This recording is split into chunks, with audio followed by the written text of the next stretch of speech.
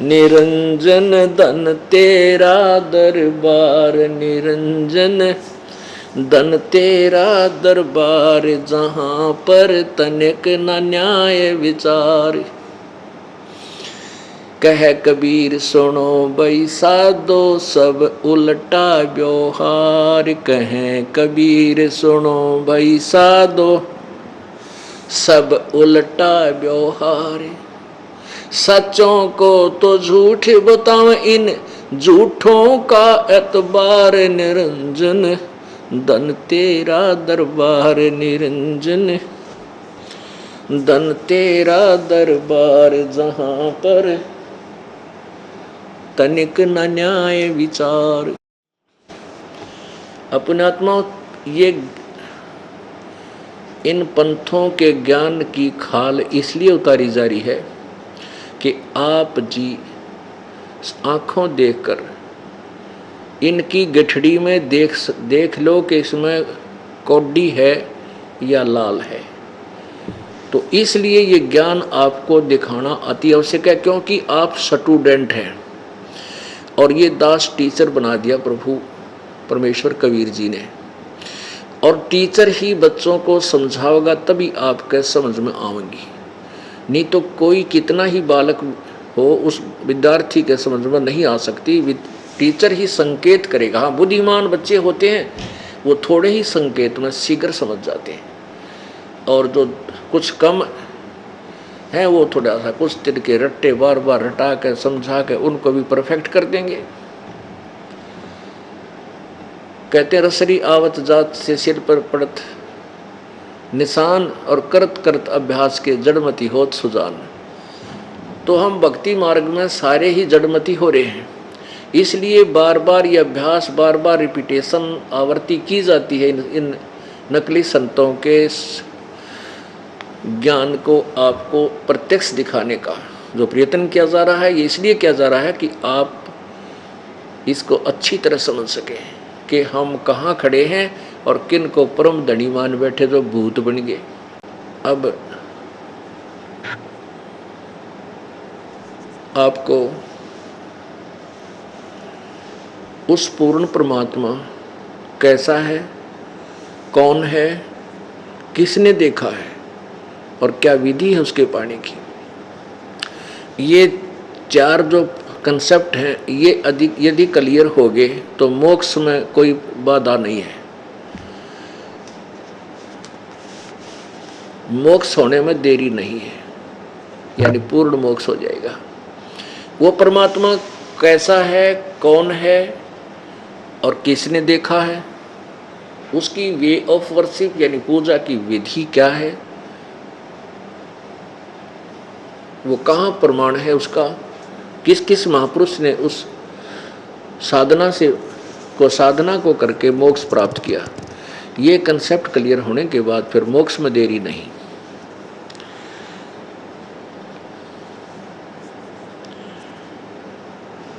कबीर परमेश्वर जी जो बनारस में जुलाहा धानक का एक रोल करने आए थे, धानक की भूमिका की, ये पूर्ण परमात्मा है, ये परम अक्षर ब्रह्म है। अब कबीर परमेश्वर जी को हमने केवल एक कवि मान रखा था, कवि,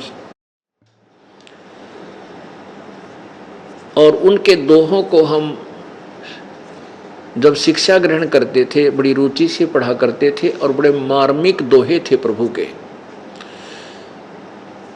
अब जैसे लाल को कौड़ी समझकर और कूड़े के ढेर में डाल रखा था, अब जौहरी को पता होता है, लाल की परख करने वाले उस पारखी को पता होता है, वो तुरंत पहचान लेता है और फिर अन्य को उसके विषय में जानकारी देकर ये प्रमाणित करता है कि ये लाल है, इसकी कीमत इतनी है। फिर जो उससे परिचित होता जाएगा वही उन लाल को उठाकर सीने से लगाकर छुपा कर रख देगा। तो अभी तक हम इन कौड़ियों को तो लाल समझते थे, अन्य देवताओं को, अन्य भगवानों को, और कबीर परमेश्वर यानी उस पूर्ण ब्रह्म को हम कौड़ी समझते थे। अब कबीर परमात्मा जो काशी में धानक जुलाहा आया था, रहता था, वो भगवान, ओ तेरा एकदम प्रत्येक प्राणी जो पहली बार सुनता है उसकी तो 100 पे सुई जाती है क्यों झूठ बोला है तेरा। ले बताइए, कबीर ने भगवान बता रहा है। एक बहन बता रही थी कि आपकी एक किताब देखी मैंने इस एक मंदिर में, को पुजारी ने ले ली होगी मोल या किसी पर, जैसे भी हम जगह जगह वो पहले हम बाई पोस्ट भेज देते फ्री ऑफ कॉस्ट, केवल फ़ोन लिखने से भेज देते हैं। तो गहरी नज़र गीता में उस पुजारी ने, मंदिर के पुजारी ने मंगवा रखी, वो दर रखी, पढ़ी को नहीं जैसा भी। तो एक बहन कह रही थी कि मैंने वो बुक उस पुजारी से लेकर पढ़ी तो 5-7 प्रश्न, 5-4 प्रश्न पढ़े, उनमें लिख रखा कबीर जो बनारस में आया था वो परमात्मा पूर्ण ब्रह्म। मैंने उल्टी रख दी कि ये संत भी बड़ा बोला है, कबीर को भगवान बता रहा, वापस रख दी, नहीं छुई। कहते हैं एक दो 3 महीने के बाद आपकी सीडी चल पड़ी उस शहर में जिसमें वह बहन रहती थी। तो वो सीडी आपकी 1 घंटा चलती थी प्रतिदिन। तो उस सीडी में मैं देखने लगी तो वही जो फोटो उस पुस्तक पर था वो आपका दिखाई दिया। वो ज्ञान में धीरे धीरे सुनती मैं ऐसी रंग में रंगी को तेरा गजब हुई। इतने में आपका समाचार पत्र से पता चला कि आप हमारे शहर में सत्संग करने आ रहे हैं। हम वहाँ उसी शहर में सत्संग करने गए हुए थे, जयपुर की बात है, राजस्थान में। तो उस बहन ने फिर उपदेश लिया, कहने लगी कि सामने प्रत्यक्ष देखा और देख रहे हैं कि जो पूजा हम कर रहे हैं ये करने योग्य नहीं है, ये भगवान नहीं है, और फिर भी छोड़ना जी ना करता, इनमें इतना प्रेम हो रहा है। पुण्यात्माओं इस कारनामे इसे फंसा दिए। फिर उस बेटी ने उपदेश लिया और आज तक 5-6 साल हो गए पूरी श्रद्धा से जुड़ी हुई है। तो पुण्यात्माओं जो ज्ञान हमने दंत कथा सुन रखी थी, ब्रह्मा विष्णु महेश और ब्रह्म पर ब्रह्म तक की, पर ब्रह्म कोई नहीं जानता, नाम लेते ब्रह्म तक की, और ब्रह्म की स्थिति से नहीं परिचित है। तो ये भी कथा हमने किसी ना किसी के सुनने से ही ग्रहण की और फाइनल मान ली। और ये सुनाने वाली कथा सुनाने वाले ये कहा करते, ये शिव पुराण में ऐसे लिखा, विष्णु पुराण में ऐसा लिखा, भगवान शिव जी अजर अमर है, मृत्युंजय है, कालज्ञ है, सर्वेश्वर है। और उन्हीं में इनके कोई माता पिता नहीं, उन्हीं पुराणों में आज लिखा है कि इनके माता पिता हैं, इनकी जन्म मृत्यु होती है। ये कंप्लीट गॉड नहीं है, ये पूर्ण परमात्मा नहीं है, इनकी जन्म मृत्यु होती है, इनका भी मोक्ष नहीं है। और ब्रह्म खुद कहता है मेरी भी जन्म मृत्यु होती है, केवल तत्वदर्शी संत बताएगा, उसके आधार से साधना करने से ही आप पूर्ण मोक्ष को प्राप्त कर सकते हो। तो वो परमात्मा कौन है, कैसा है? वो कबीर है, कबीर देव। वेदों में कबीर देव, कबीर अग्नि, कबीर अमित ओजा, कबीर ईश्वर, ऐसे उस परमात्मा का यथार्थ नाम लिखा है। सतपुरुष, परमअक्षर ब्रह्म, पूर्ण ब्रह्म, ये उसके उपमात्मक उपाधि के नाम हैं। जैसे भारत के प्रधानमंत्री जी का नाम, शरीर का नाम तो कोई और होता है, और प्रधानमंत्री उनकी पद का नाम है, उनका पद है, नाम नहीं है। तो ऐसे ही पूर्ण ब्रह्म, परमात्मा, परमेश्वर, परम अक्षर ब्रह्म, सत्य पुरुष, ये तो है पद के नाम। और कबीर देव है उनका ओरिजिनल नाम प्रभु का, कबीर देव, कबीर साहब।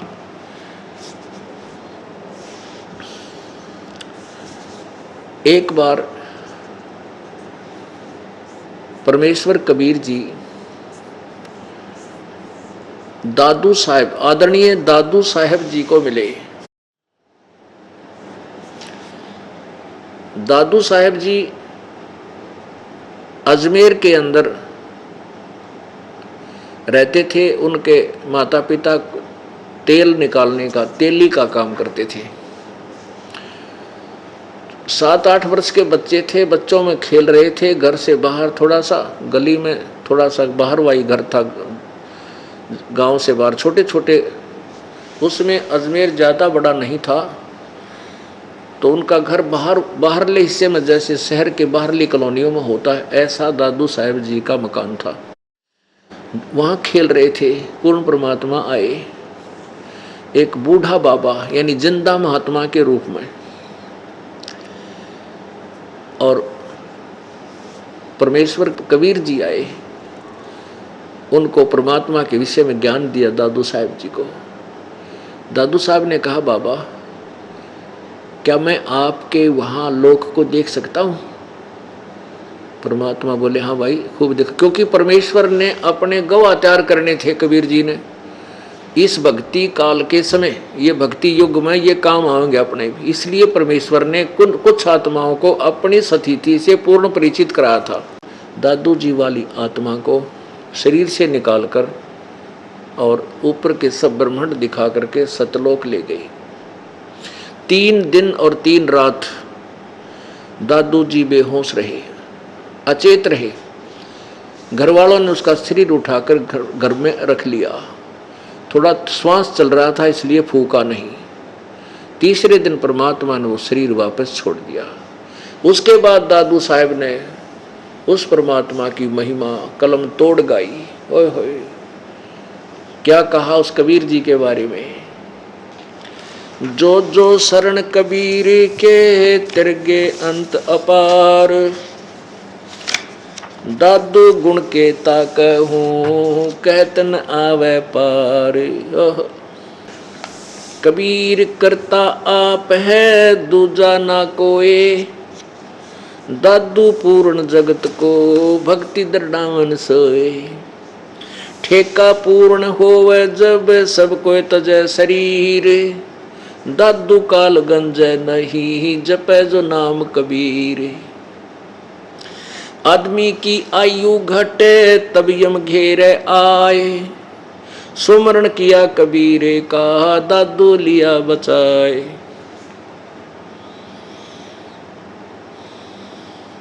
दादू संग ले चले कबीर चरण की छाय, मेट दिया अपराध सब आ मिले छन माही।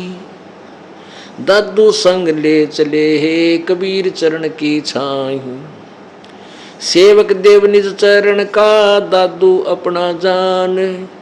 बरंगी सत कबीर ने कर लिया आप समान। दादू अंतर्गत सदा छिन छिन सुमरण ध्यान, वारू नाम कबीर पर है पल पल मेरे प्राण। सुन सुन साख कबीर की काल नवावे माथ, धन धन तीनों लोक में दादू जोड़े हाथ। केरी नाम कबीर का विषम काल गजराज, केरी नाम कबीर का विषम काल गजराज। दादू भजन प्रताप ते ये भाग्य सुनत आवाज। पल पल नाम कबीर का दादू मन चितलाए, हाथी के असवारे को स्वान काल नहीं खावे। सुमरत नाम कबीर का कटे काल की पीर, दादू दिन दिन ऊंचा होवे है फिर परमानंद सुखसीर। दादू नाम कबीर की जो कोई लेवे ओट, तिनको कभी लागे नहीं ये काल वज्र की चोट। और संत सब कूप हैं केते झरिता नीर, दादू अगम अपारे है वो दरिया सत्य कबीर। अब ही तेरी सब मिटे ये जन्म मरण की पीड़, श्वास उश्वास सुमर ले दादू नाम कबीर। जय कोई सरगुण में रीज रहा कोई निर्गुण ठहरावे, दादू गति कबीर की ही मोह से कही न जाए। दादू नाम कबीर का सुन के कापे काल, नाम भरोसे नर चले होए न बाका बाले। जिनमो को निज नाम दिया सतगुरु सोए हमार, दादू दूसरा कोई नहीं, ये कबीर सिरजनहार। ओए होए होए, एक गवाह। अब आपके पास परमेश्वर कबीर है, सर्वश्रेष्ठी रचनहार है। इनके आधा दर्जन गवाह आपके समक्ष पेश किए जाएंगे।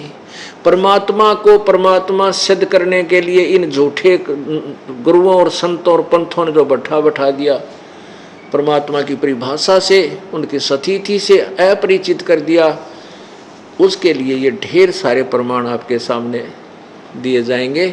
तब ये आत्मा अपने भगवान को पहचान पाओगी। काल ने इतना काम बिगाड़ दिया। अब क्या बताते हैं, दादू साहब जी ने कहा, जो जो शरण कबीर के त्यागे अंत अपार, दादू गुण के ता कहूँ कहतन आवे पार। कहते कबीर जी की महिमा के गाऊं, अंत नहीं उस मालिक की महिमा का।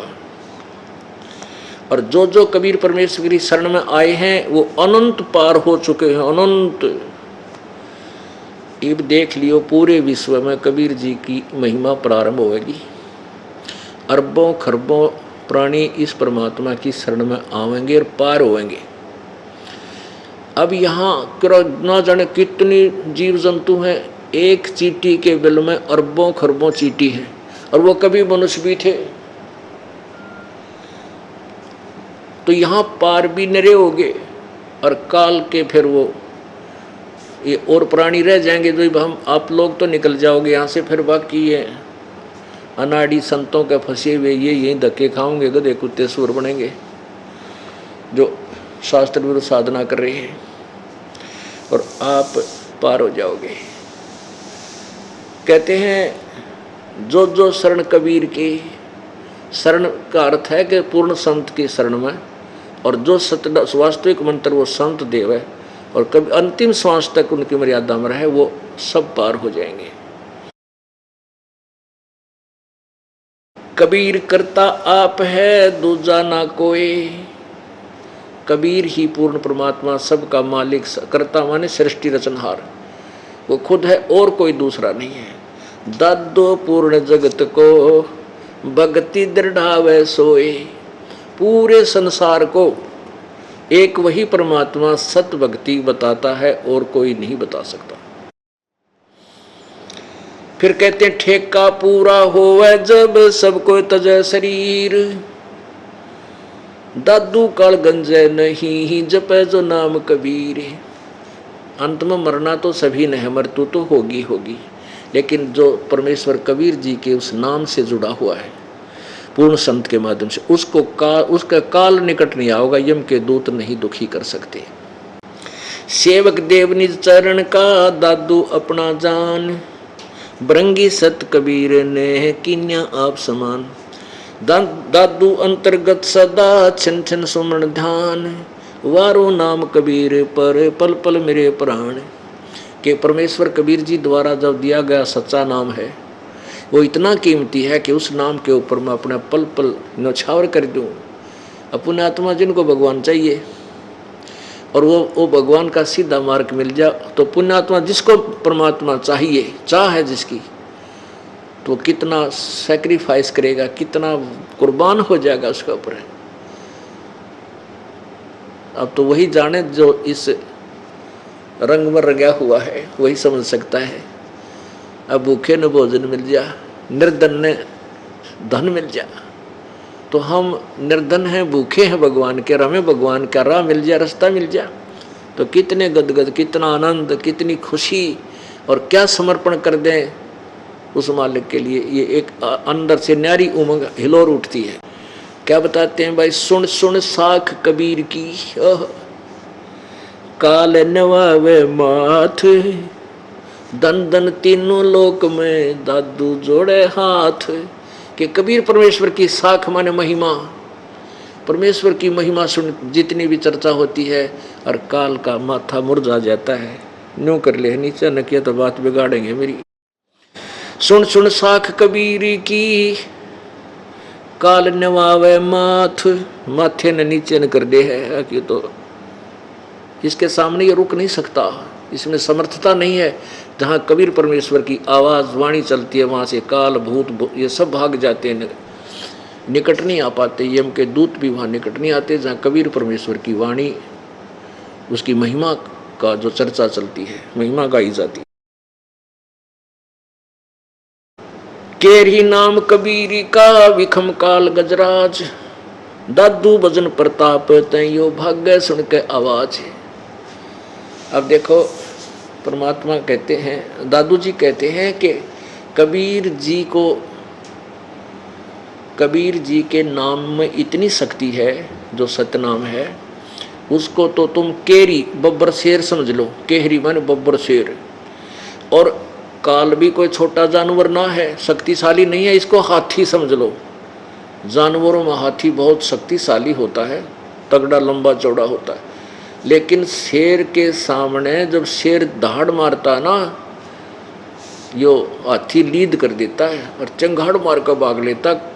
चाहे वो 1 किलोमीटर तो दहाड़ मार रहा है, उन्होंने सोचा आ गया बस, क्योंकि शेर की स्पीड भी बहुत होती है। तो हाथी इतना डरता है शेर से।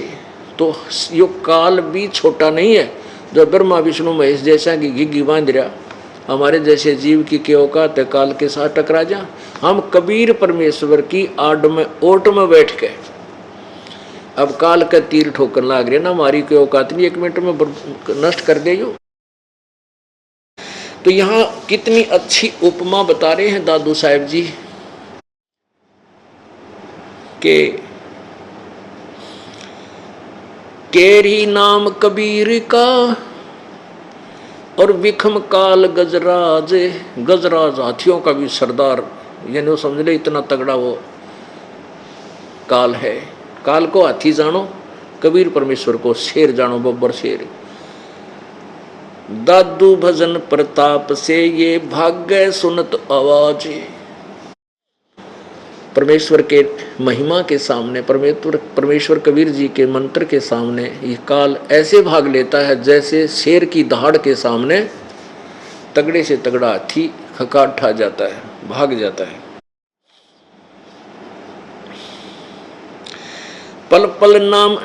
पल एक नाम कबीर का, दादू मन चितलाए। हाथी के असवारे को ये स्वान काल नहीं खावे। जिस दिन आपको यो नाम मिल गया, प्रथम मंत्र प्रारंभ हो जाता है परमेश्वर के नाम से, उस दिन समझ लो आप हाथी पर बैठ गए। और काल की क्या स्थिति बताई है कि आप जब कबीर जी की शरण में आगे हो, समझो हाथी पर बैठ गए। और फिर काल की क्या स्थिति है, ये कुत्ते की तरह भौंकता रहेगा, आपको गुर्राता तो रहेगा, नु कर देगा, कदे यहाँ भी काल चोट मार जा, कदे यहाँ भी मार दे। लेकिन हाथी पर बैठे व्यक्ति का कुत्ता कुछ नहीं बिगाड़ सकता। वो भौंक सकता है 10 कदम दूर तक। और हम में उसके डरते कुत्ते तो डर कर तले पड़ जाएंगे, फिर तो पाड़ खाएंगे। यदि हम कबीर जी का नाम छोड़ देंगे तो काल ने तो फिर खाना ही है, हमें मार डालना है। तो हम इन कुत्त्या से डर के, अर्थात भूत पितर इन कालों से डर के, काल से डर के आप नाम छोड़ के उनके आप खेमे में चले जाएंगे। फिर वो क्या करेंगे, वो तो पहले तैयार भोकन लग रहे, आजा तुझे खत्म करूंगा, मारेंगे, दुख देंगे। पल एक नाम कबीर का, दादू मन चितलावे। यानी जिस दिन नाम लेवे, चाहे 2 दिन लेट कर दे, पूरा समझ कर ले और नाम लेकर के सच्चे दिल तय मालिक के चरणों में लग जा, भक्ति करने शुरू कर दे। तो समझो आप हाथी पर बैठ गए।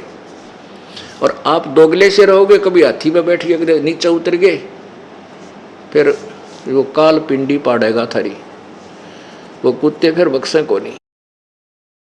हाथी के असवारे को स्वान काल नहीं खावे।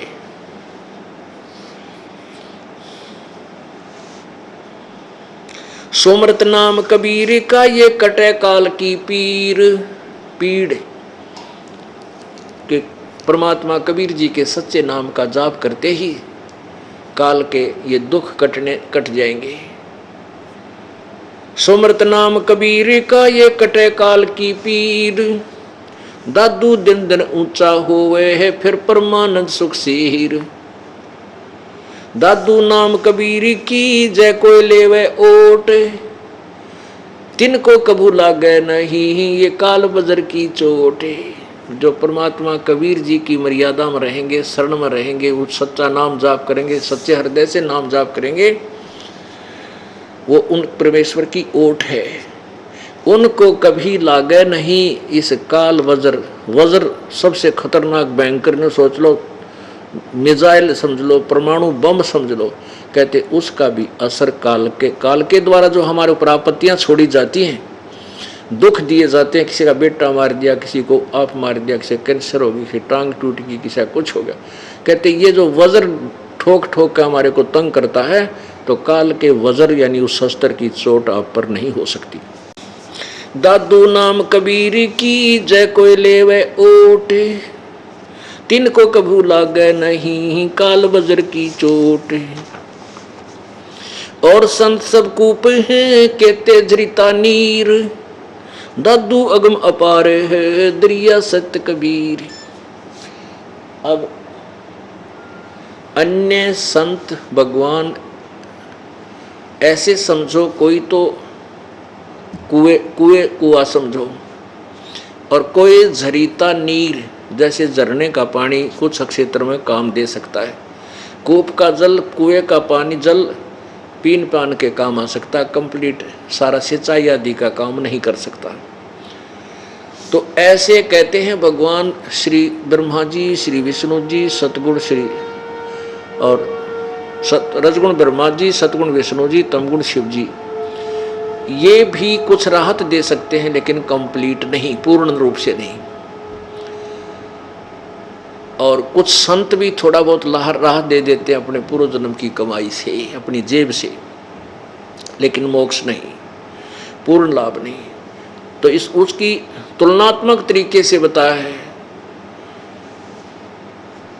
क्या बताते हैं? और संत सब कूप हैं कहते जरीता नीर। जरीता नीर माने झरना, झरने से बह रहा पानी जल। और दादू अगम अपारे है वो दरिया सत कबीर। कबीर परमेश्वर को तो दरिया मानो, दरिया अथाह जल जिसमें होता है, नहा भी ले, धो भी ले, सिंचाई के भी कर ले हैं, और फिर भी उसका अंत नहीं आवे। तो कबीर परमात्मा कंप्लीट गॉड है, पूर्ण परमात्मा है।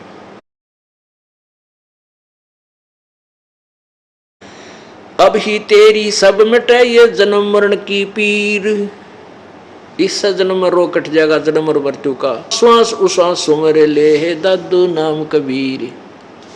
श्वास उश्वास के परमात्मा कबीर जी द्वारा दिया गया सत्य नाम का सुमरण कर ले।